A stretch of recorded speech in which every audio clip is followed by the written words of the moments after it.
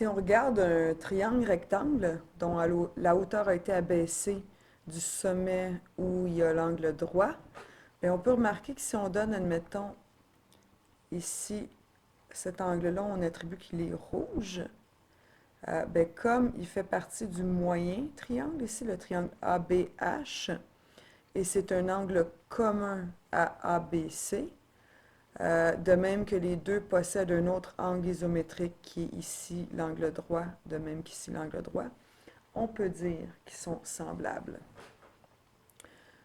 Alors, si on attribue le troisième angle comme étant celui-là ici, il est nécessairement le même que notre angle BCH. S'il est le même, si on regarde notre petit triangle, il y a un angle vert, un angle de 90 degrés. Alors, c'est sûr que l'autre va être complémentaire à notre angle vert. Alors, il sera nécessairement comme notre angle rouge, puisque l'angle rouge est complémentaire à notre angle vert. Alors, ici, on a nos trois triangles semblables. Le ABH ici, avec angle rouge, vert et droit.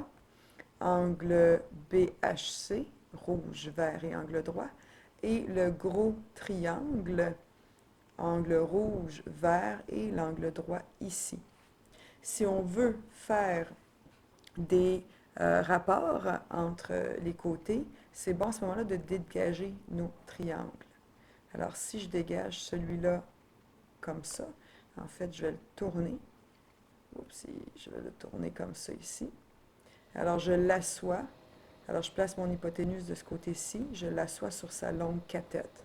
Alors, je prends le moyen ici, qui est déjà assis sur sa longue cathète.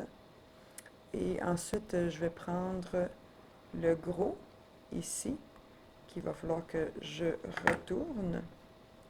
Donc, je vais retourner comme ça. Oups, comme ça.